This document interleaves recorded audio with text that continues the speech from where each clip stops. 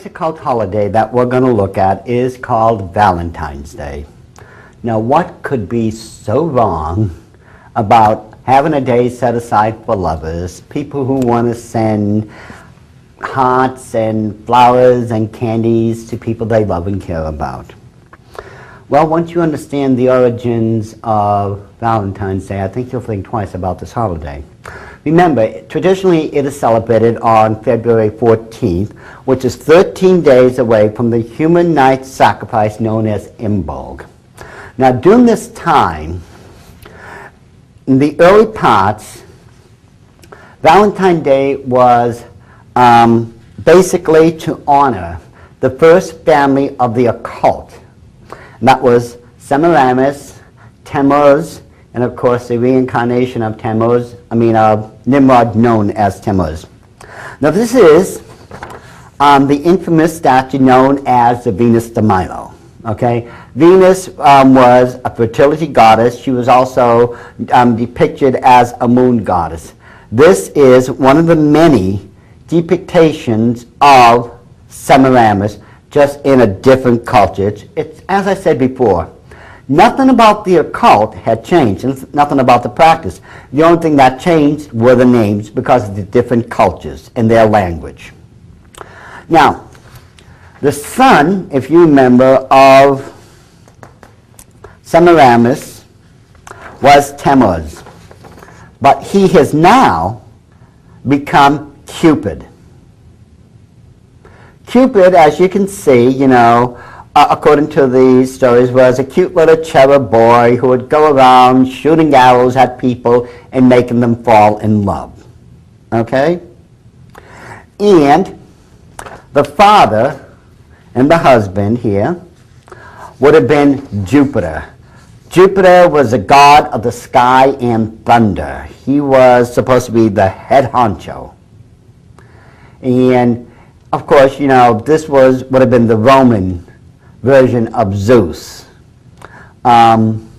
Venus would have been the Roman version of, Hera. And as we go along, you're going to find out that Cupid also had a counterpart. Now this here would be the ancient picture of Venus and Amor. Amor is, of course, where we get the word love from. But this would be Venus and her son Amor. But counterculturally now, Cupid became identified with Eros. Eros is one of the Greek words, I should say, for love. You will notice this cherub, his wings are formed in the shape of a heart. And this is where part of the belief of Valentine's Day comes from, because remember, Valentine's Day is supposed to be for lovers. It was always believed that the seat of everyone's emotions lied in their hearts. So the heart was the target of love, and that's why this Eros here, that is why his wings are in the shape of a heart, because it is supposed to be the seat of all emotions, and this was supposed to be the area, the human heart, that he could affect with his arrows. And of course, here's one of those cute little drawings we find of Valentine's Day.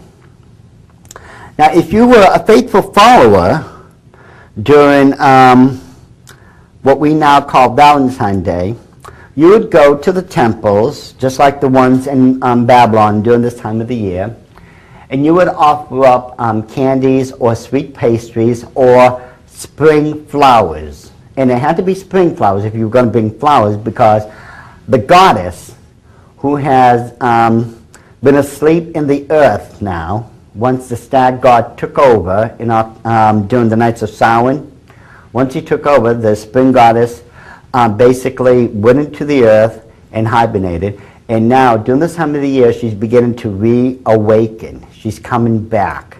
And so one of the offerings you would bring her was spring flowers, if you could find them.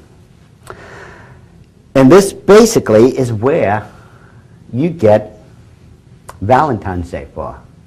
Yeah, you may believe it's a simple enough day in which we honor lovers and all this, but as you can see, it's really nothing more than an honoring of the first family of the occult world, that being Nimrod, Semiramis, and Tammuz. All we're doing is honoring and practicing the cycle of the wheel of life, to where Semiramis is coming back and we're offering all these wonderful gifts to her. This has nothing to do, ladies and gentlemen, with anything that is good and moral. This is nothing but a sick, twisted practice that's been going on in the occult world for more than 5,000 years.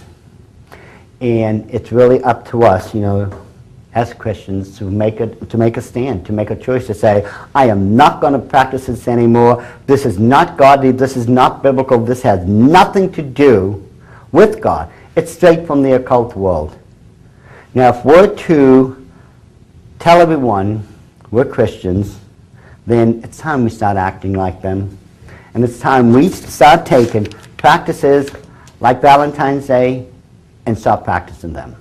Stop growing your children, you know, to believe in these things. You need to stop doing these things. You need to just stop sending out those cards and everything. You need to just stop it, period.